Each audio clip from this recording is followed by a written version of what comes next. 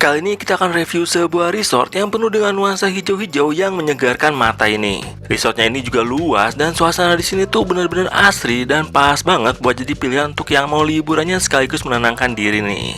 Nah, kira-kira ada apa lagi aja nih ya fasilitas lainnya di tempat ini? Maka untuk review selengkapnya resort yang satu ini segera setelah video openingnya berikut ini ya.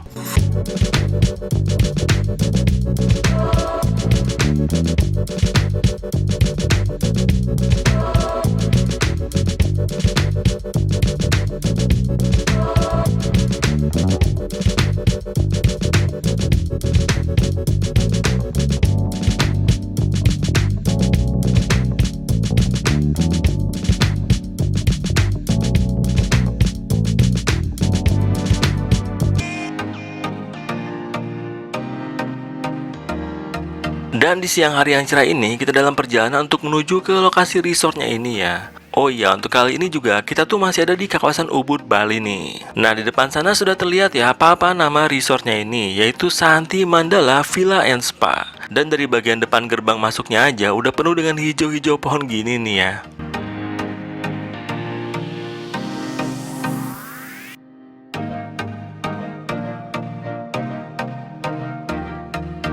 Setelah kita parkirkan kendaraan, ini kita mulai jalan kaki aja untuk cari lokasi check-in-nya deh.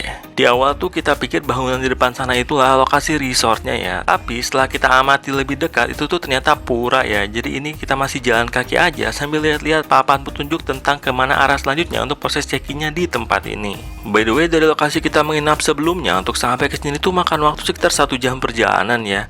Kita kan OTW-nya dari daerah Kuta Selatan Bali ke Ubud lagi. Kalau dipikir-pikir sih antara lokasi menginap satu dan lainnya tuh kadang memang mentah-mentah gitu sih kita. Tapi memang sengaja juga ya biar nggak monoton suasana dengan lokasi yang sebelumnya. Nah, kan akhirnya ada lagi ya papan petunjuk arahnya. Jadi sepertinya kita harus nyeberangin jembatan ini untuk ke lokasi resortnya. Lumayan jauh juga sih ya ini proses jalan kaki dari parkiran untuk sampai ke bangunan kawasan resortnya ini.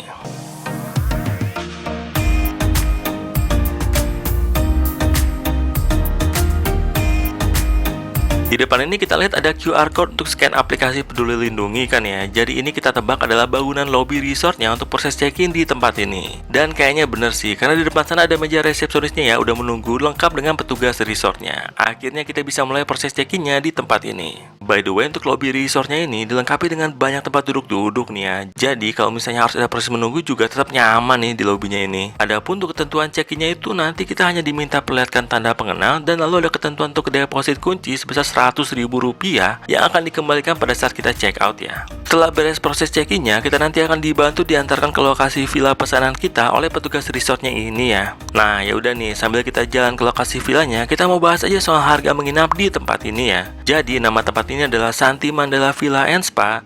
Dan kita booking tempat ini menggunakan aplikasi biru muda dengan siluet burung ini ya. Adapun harga menginap di tempat ini adalah mulai dari 300 ribuan. Nah, untuk yang 300 ribuan itu adalah namanya jenis private garden villa. Selanjutnya di sini juga ada jenis private family garden villa di harga 1,8 jutaan. By the way, ini gap harganya jauh juga ya antara villa termurah sama villa jenis kedua ini. Dan lalu untuk jenis termahal di tempat ini tuh adalah 2 bedroom luxury pool villa di harga 5 jutaan. Nah, untuk jenis yang akan kita inepin dan akan kita review kali ini adalah jenis yang termurah ya, alias private garden villa. Dan itu pun kita dapetinnya di harga 250 ribuan aja. Karena waktu itu kita pesennya tuh jauh-jauh hari menggunakan jenis promo Grand Bazaar di aplikasi biru mudanya itu. Jadi ini kita udah pesan jenis yang termurah, pakai promoan juga nih kita. Nah, tapi karena kita pesan jenis kamar dari harga promo, jadinya tuh kita nggak dapat free breakfast ya untuk keesokan harinya. By the way, di sebelah kiri ini adalah kolam renang bersama di resort ini ya. Kolam renangnya juga luas dan ada 2 jenis kolam, yaitu untuk dewasa dan anak-anak. Nah, jadi beres ya bahas harga menginap di tempat ini. Tapi yang pasti kalau soal harga itu selalu ada kemungkinan untuk berubah-ubah ya. Harga yang kita sebutkan tadi adalah harga yang berhasil kita dapatkan dan juga harga yang kita cek saat video ini dibuat. Tapi ini kita belum sampai-sampai juga loh ke villanya. Tapi memang suasana di tempat ini tuh hijau-hijau dan tertata rapih nih ya.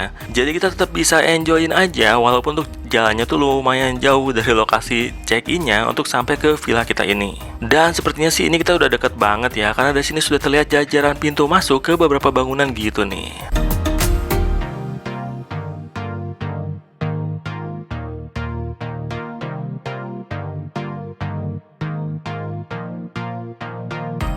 Oke, sudah diantarkan ke tempat kita nomor 202.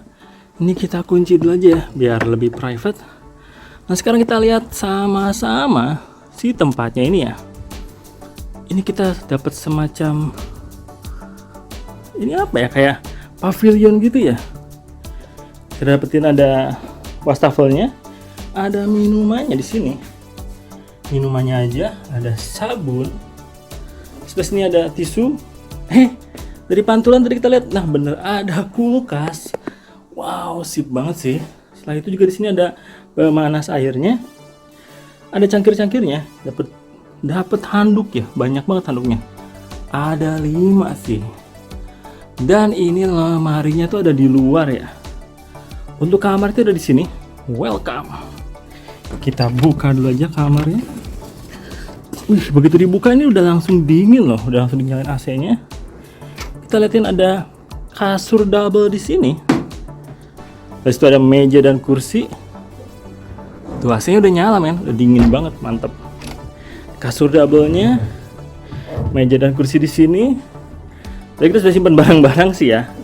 Ini tuh mungkin harusnya ada buat TV gitu ya, tapi nggak ada TV, nggak masalah sih buat sih. Dapetin lagi meja dan kursi di sini. Ini pas buat kerja kayaknya. Dapat view ke sebelah. Dan ini ada sebuah balkon gitu. Kita buka aja balkonnya. Dikunci nggak? Masih dikunci. Kita buka dulu aja. Oh udah di. Bentar ya, buka dulu. Oke, tarik aja. Dan ini nih balkonnya, kita dapetin lagi meja dan kursinya. Juga ada kursi santai gitu ya. Kursi santai gitu di sini. View-nya tuh ke arah, ini tuh apa ya? Balong. Danau buatan gitu sih. Banyak juga sih itu unit-unitnya. Ini hitungannya apa ya? Private villa ya? Villa tapi tidak ada kolam renangnya sih. Kalau tadi waktu lihat tuh, waktu kita jalan ke sini kita nemuin kolam renangnya ya. Jadi kayak gini sih tempatnya. Keren sih ini. Begitu dibuka langsung dapetin view hijau-hijau semua sih kayak gini. Ya kita masuk lagi dulu aja. Ini pintunya ternyata emang agak susah sih buat dibuka tutupnya. Tadi kita sudah lihat balkonnya, sudah lihat juga kamarnya, cuman enggak sih, kita belum nemuin kamar mandinya. Kayaknya kamar mandinya itu yang di luar tadi ya, jadi mau nggak mau kita keluar dulu dari sini. Nah, jadi untuk kamar mandi tempat ini tuh ada di sebelah sini nih. Setelah tadi kita lihat ininya, lemari itu, kamar mandinya di sebelah sini. Kita buka aja. Dan bentuknya bathtub dong untuk kamar mandinya dong. Bathtub alami banget, dapat shower juga dengan itu open space banget sih kamar mandinya sih. Bahkan tuh toiletnya aja di sini men. Oh dapat shower lagi, ini kita dapetin shower lagi di sini. Kalau misalnya males shower yang ada di dalam bathtubnya, kita bisa showeran juga di sini. Wih, ini kamar mandinya luas sih. Dapetin juga kayak gini buat simpan-simpan handuk kalau misalnya udah beres dipakai. Jadi kayak gini sih untuk kamar mandi di tempat ini ya. Open space banget sih kamar mandinya ini.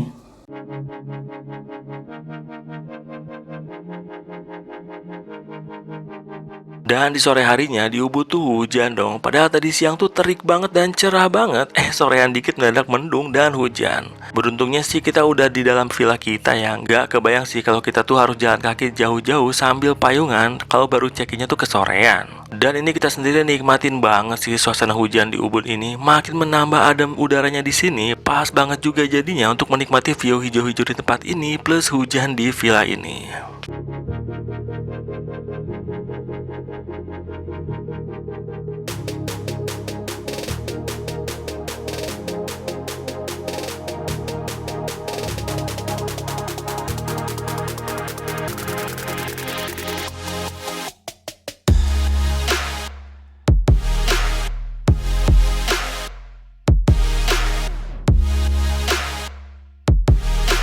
Dan untuk suasana malam hari di tempat ini juga cenderung sepi dan damai ya, dengan masih ada lampu-lampu taman yang menyala. Overall tetap nyaman aja sih suasana malam di tempat ini.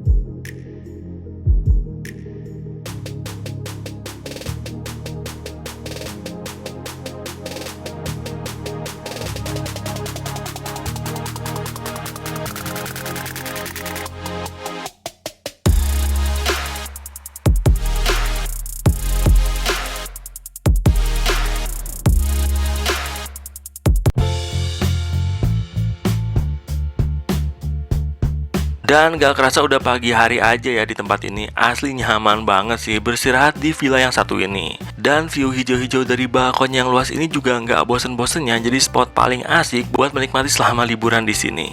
Nuansanya tuh alami banget, tapi tetap terawat juga ya. Pokoknya betahin banget sih.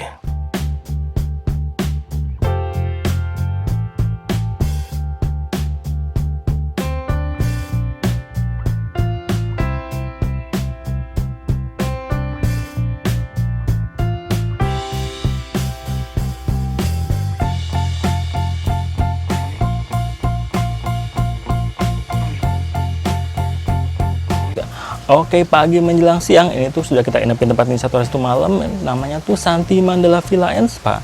Jadi seperti biasa ya, sudah kita inapin satu hari satu malam. Sekarang kita mau bahas lebih detail soal tempat ini ya, kelebihan sama kekurangan dari tempat ini.